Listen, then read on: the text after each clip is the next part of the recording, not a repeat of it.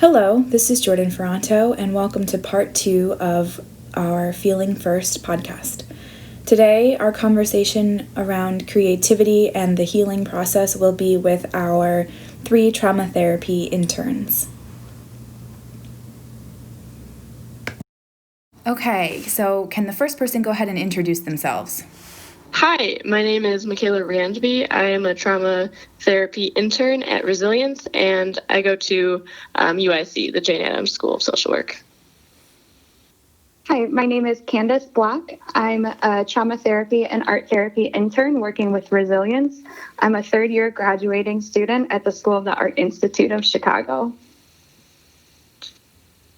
My name is Rachel Mintz. I'm a trauma therapy intern at Resilience and a second-year graduating clinical student at University of Chicago's School of Social Service Administration. All right, thank you all for introducing yourselves. Today, we're going to have a conversation about creativity and integrating that into the healing process and the work that you all do with survivors of sexual assault.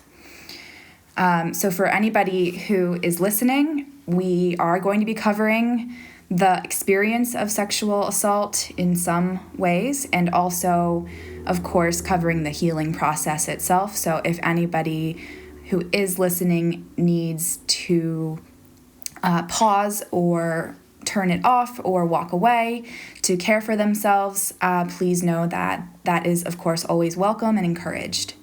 I want to start our conversation off with just hearing your thoughts about what the creative process or creativity even is. It kind of is a thing that we talk about a lot, but I think everyone defines it a little differently. So I had a hard time with this question, actually. I Googled the definition to use as a jumping off point. For me, I think it's the ability to approach something, whether that's like a blank canvas or a situation, from multiple imaginative angles or perspectives. Something that stands out to me in your definition is the imaginative part. It's something that actually came up in our part 1 of this podcast series. Can you speak to that some, or do others have thoughts around the imaginative piece? Yeah, I can speak to that a little bit. I think that part of it is just thinking about doing things or creating things that we haven't seen or done before. And that takes kind of stepping out of our usual patterns. So I think that that's what imaginative means to me. Mm-hmm. Yeah, to jump off of that, for me, like, imagination is to, like, look outside of oneself, whether that be, like, internally or, like, physically in some way, whether it's, like, looking through a different lens or it's, like, looking inward through our own lens. That came up in my definition of creativity, too. I thought about it as like ideas or thinking patterns that are informed by imagination or critical thinking in some way. So for me, Rachel, I did the exact same thing. I Googled it because I was just like, what is the actual definition? But as I was thinking about it in my own practice and how it looks in my own life, I kept coming back to this mental image of being light on your toes. And I never played sports growing up, but I've always heard that. And I'm imagining that that's similar to just knowing that things can change so quickly, especially in the therapy room and when working with a sexual assault survivor. Just triggers can come up quickly, different ideas can come up quickly. And so it's a practice of both me and the client to move quickly between what is naturally coming up. So there's a piece around flexibility in your definition, Michaela. Is that right? I think so, yeah. Mm-hmm. Yeah, and there's also an ease that comes to mind, I guess, in the way that you describe it, feeling light on your feet. Is that what you said?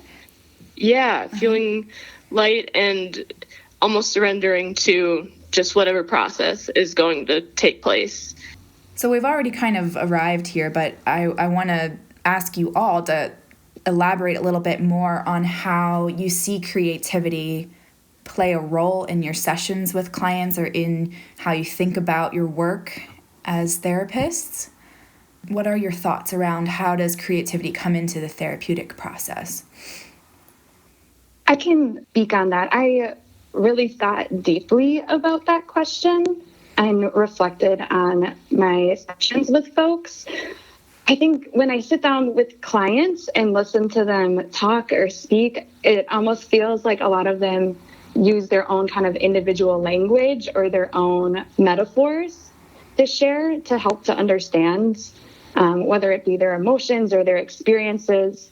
So I feel like clients come in with a lot of creativity in the way that they've found ways to kind of cope with things and talk about them. So I feel like I learn a lot from their creative processes too, and try to reflect in some way the creative things that I'm seeing them do or the way that they're approaching their experiences in a creative way, and highlight and reflect this back to them. Yeah, and it's interesting. So far, none of you have mentioned art making or any sort of art process, which I love because I think so often or too often people hear the word creative or creativity and decide that's not me. I'm not a creative person. But in the way that you three have defined it so far, it makes me think about the fact that creativity is within us all, and it is something that we can all access and draw upon. Are there ways that you have found to be helpful for people to access that part of themselves, that creative piece of them? I think by working collaboratively and reflecting back maybe ways that they are already accessing their creative selves without even realizing it, and then utilizing that when working with them. And what can you give an example of how somebody is already acting creatively without awareness around that? I see it a lot in terms of metaphors with clients, the way they talk about their experiences. It almost feels in some way like poetry, the way that some folks approach the way they talk about things and how they sit with their experience or their feelings. I've noticed a lot of folks use some sort of metaphor that kind of keeps coming up throughout sessions, and highlighting that metaphor for them and seeing if we can work collaboratively to kind of keep investigating that metaphor, or maybe create, as an art therapist, create some sort of interventions that highlight that metaphor or investigate it further and use it as a tool. Yeah, there's a lot of image in our language, and that's something that a lot of us are accustomed to already. It comes kind of naturally to us. What Candace said about just using tools within the therapy space, it brought up something that I do a lot with my clients, trying to externalize what is going on the inside. So a random chair is a really prevalent force in my therapy.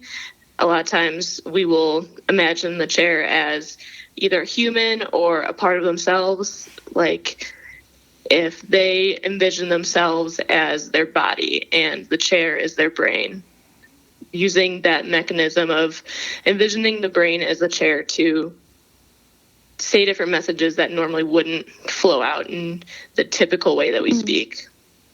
Yeah, and that requires a great deal of imagination and creativity, I imagine. And buy-in, because that's pretty bizarre to just look at a chair and trust everyone in the room to buy into that. So definitely takes imagination on the client's part as well. Right. Yeah, and that reminds me of like the guided meditations that I'll do in session, and that requires a lot of visualizing, just putting yourself in a different place or envisioning sensations moving throughout your body. I think also what topics are deemed healing and therapeutic also can be viewed as creative, in that I think I pictured this work as just heavy and that we would be discussing the nitty-gritty triggers every single session, and that's not what this looks like at all. I'm learning. And just talking about Drake music and talking about different things on Netflix can be incredibly healing and get to different parts of the experience that just staying in a heavy, serious mindset doesn't always allow. What do you think that is about kind of shifting into these other topics that is so healing for survivors in your sessions? The rest of the interns and I have talked about lightness and its role in our healing. So feel free to jump into other interns. Yeah. It feels like connecting, and connection can be healing. Totally. Yeah. It's like a very real connection, right? Like when you connect with people outside of therapy, you don't only talk about really sad, triggering things. You also talk about Drake and Netflix and all the other things. I'm thinking about a few specific clients who, due to the assault, just happiness and lightness are things that they've grieved the loss of so much. And on the day-to-day, don't really experience those much. And so having a space where it can be light at points and there can be laughter, I think that can be an intervention as well. A creative one. Yeah. Yeah, well, I mean, there's this kind of tunnel vision that happens when folks are in survival mode, where suddenly lightness and happiness and joy and pleasure kind of go offline. They don't feel accessible. And so if we can invite that into a space and remind folks that that's still there, I can see a lot of potential in that. And I do think that is creative because it is sort of requesting the person to imagine a different kind of mindset, kind of getting out of those patterns. Like I think, Rachel, did you mention that of the imagination piece kind of being around disrupting or creating new patterns or getting out of patterns? Yeah. Other thoughts about creative approaches to the themes you see that come up in your sessions? Things that we have missed or didn't touch on yet? I think that for me as an art therapist too, I know that we talked about how we haven't brought up art yet, but I feel like compelled to bring that up. Do it. Yeah. I feel like a lot of what I do with clients is finding creative ways to investigate some of the things that they're bringing to our sessions. And I like to work really collaboratively with them on that as well. And sometimes you can start to see ways that they interact with the art or ways that they look at the art or the ways that they make the art kind of mirror some of the things that are coming up for them. And that way creativity kind of creates this almost distance or a link to their feelings or a link to investigating things a little bit further to help make different realizations. What do you think it is about making art about something that opens this new potential for understanding? I think it's a lot of things. One thing that I think about is the certain materials that we use. Sometimes the materials have their own like metaphors laden within them. They bring things up for our clients. They have different associations to them in some way. And then using that as a tool to understand what's coming up for them and how we can best approach it further in our art making. Maybe what questions to ask around the art. I also think the art making makes this great kind of separation from things that we're doing, but we're also still digging deeper. So it doesn't always feel like it, but we are doing work, and it's sometimes hard. Yeah, there's something, I think it was Pat Allen who said it, but it's something about how the pleasure of art making can make the unbearable more bearable. And what you're saying right now, Candace, reminds me of that sentiment, because I think that there's a lot of pleasure that comes in creating. And if we're engaged with that while we're also exploring something heavy or dark, it gives us kind of a bit of comfort and courage, maybe, to go into it in a different way. Yeah, and I also think, too, that the art process is great modeling in some way to help think things through in a more creative way, too. It opens us up to more possibility. Mm-hmm. I'm wondering, I don't utilize art in my practice, I don't really know how to, but I'm wondering, for those who do, what role does vulnerability have in art and with this topic? So, Michaela, I don't use art in my sessions, but I did write about vulnerability when thinking about preparing for this. So that's a funny tie-in. But I personally feel like making art is inherently vulnerable, and so I think that making art with someone else, like your therapist, would enable you to be vulnerable in a more accessible, perhaps, way, because it's tangible and maybe not necessarily tied to words right off the bat. But I know that when I make art, it comes always from a vulnerable place, but perhaps that's just me. You are not alone in that, no way. Absolutely is a vulnerable thing, yes. I mean, I think there's a lot of perceived risk involved in creating art. I think if we can highlight the fact that it's actually lower risk than starting a new relationship or, taking risks that come with higher stakes in life, making art is a lower risk option to practice vulnerability, especially if you're only making it for you and nobody will see it, or if you're making it only in your therapy session and only your therapist will see it. It holds a certain space to practice vulnerability, I think, and to see the ways that being vulnerable can be rewarding rather than only scary, risky, or threatening. I'm curious to hear what your take on that is, Candace. Yeah, it is a vulnerable thing. I think as an artist and a soon-to-be art therapist, it's good to remind yourself that making art isn't as natural for some folks, that a blank page can be really intimidating, even if it's just you or even if it's just you and your therapist. I think it takes an act of courage to make a mark on a page, whatever kind of mark that is, and highlighting that with the clients is always something I try to do. And if they feel comfortable to modeling by making art with them, I think that helps people get a little bit more comfortable, and trying to put myself back in that vulnerable place with them and remembering that it is an act of courage to do that. I also think that making art alongside of them, if they feel comfortable in doing so, leads for great opportunity to show them that I'm also human, and sometimes I get a little vulnerable feelings coming up too when sharing my art. It adds possibility for more conversation with the client too. And that if they are feeling a little vulnerable, let's explore that too.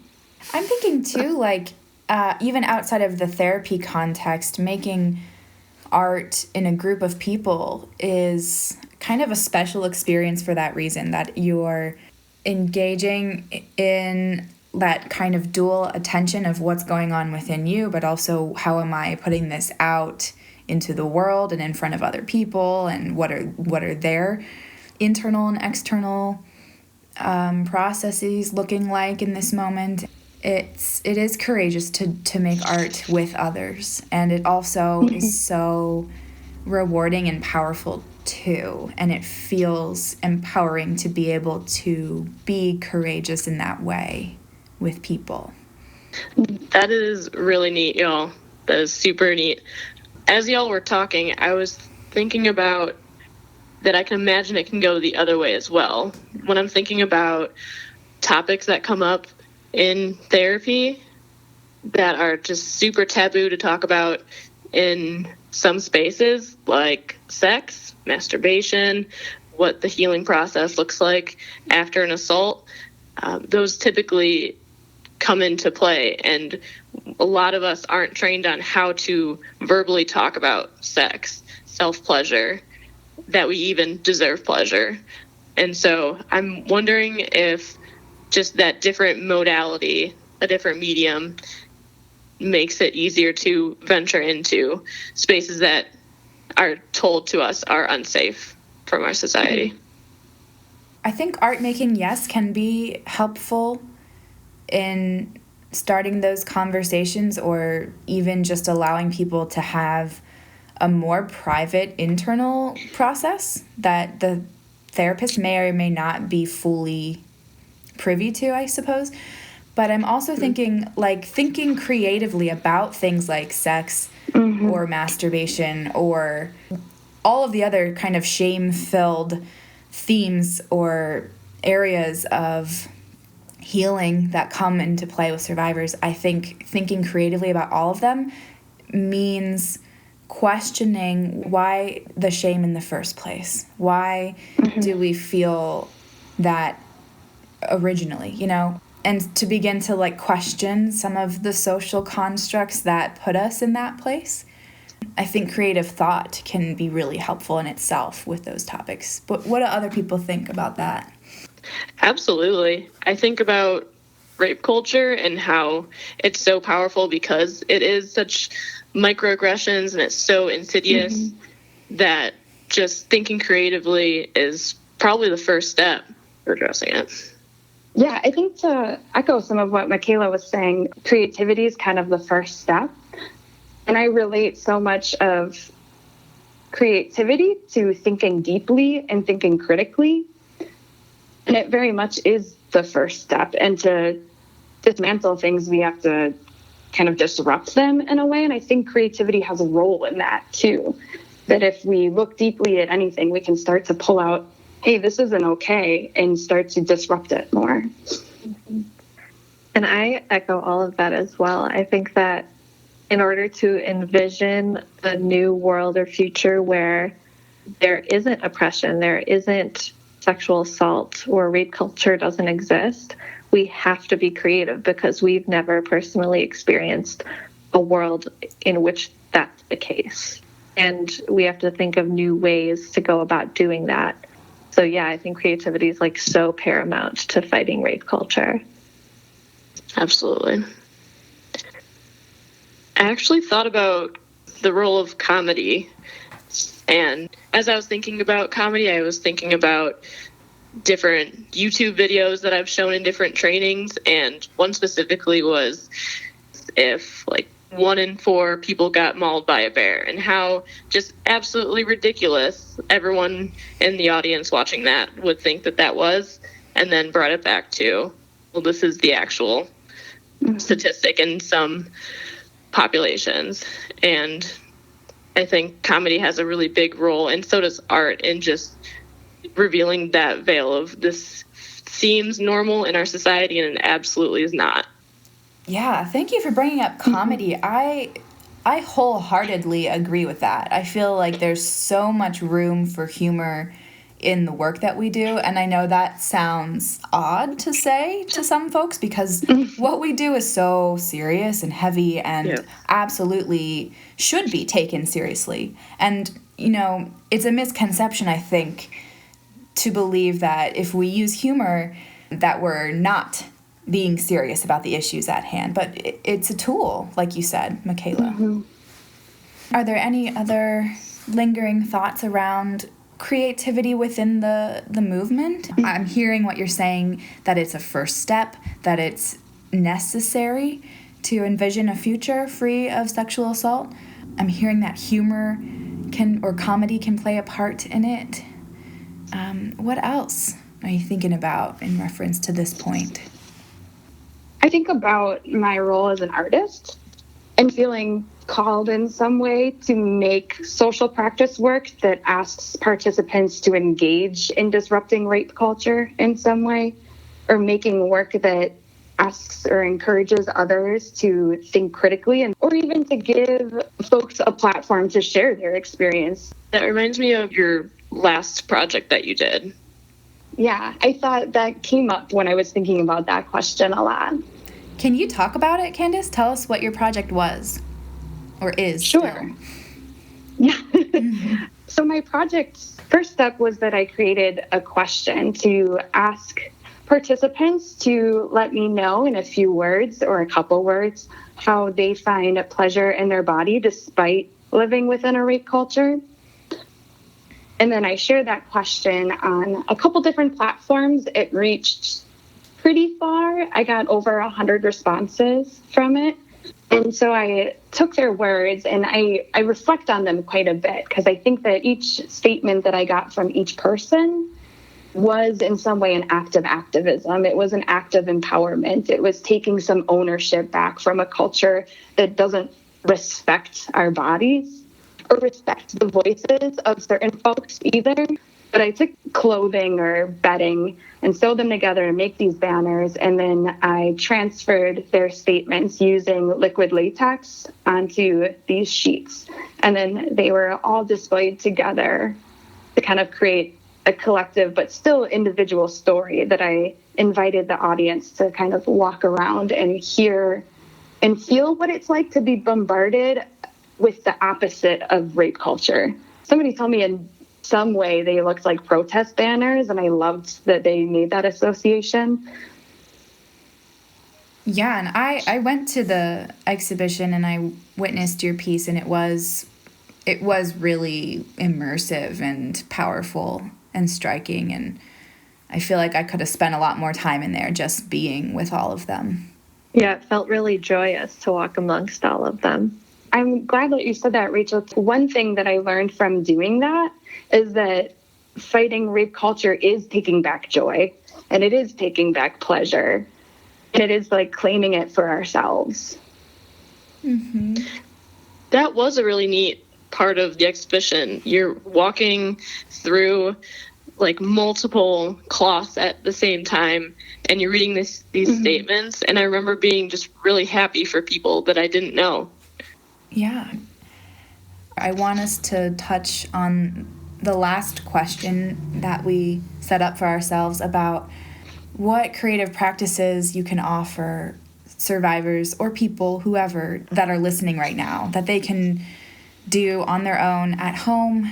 Maybe it's something you do for yourself or something that has seemed to be particularly useful or powerful. Yeah, something that I did for myself was really beautify or nest. That's the word. I really nested into my workspace. Previously, it was just like a pile of stuff all over my desk and a hot mess.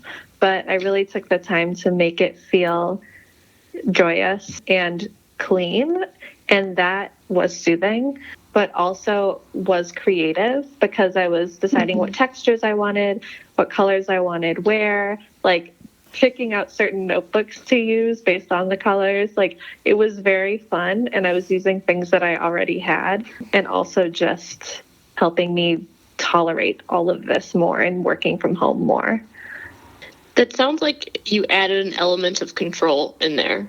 Like you can't control what's going on with the outside world, but in your little nook, like you know where that pink pen is. Yes, totally. Yeah. And I love the point too about using what you already have, and it's almost like you're curating from your own collection of things to pull out the items that you feel you need in your space right now and to be close to. Yeah, I love that way of putting it. For me, I think people everywhere are experiencing this collective trauma, and then for survivors, that's like trauma on top of trauma. So I think just having a small escape from that is going to be important for all of us. So I'm thinking about, like in my own head, I do a safe, calm place, and it's just me. I know exactly what's in it, and I know how it feels in my body. So if there's a certain warmth somewhere when I'm thinking about it, I try and connect those two, and then I connect it to a word so that when I'm just kind of spiraling out about the current events, I can say that word and the imagery and the somatic feeling are tied for me. So I would like to offer that up. Great, thank you. I have a couple thoughts. My first thought is to not shame whatever you're feeling or whatever's coming up for you. Instead, kind of investigate it. For me, it's like when I'm angry, instead of getting mad that I'm angry, I'm going to make some angry art, or I'm going to write a sad poem because I'm feeling sad. Or if I'm feeling happy, I'm not going to feel bad that I'm feeling happy. I'm going to make something that feels happy. And my last point is to try, if you can in some way, to build a creative community or engage in one.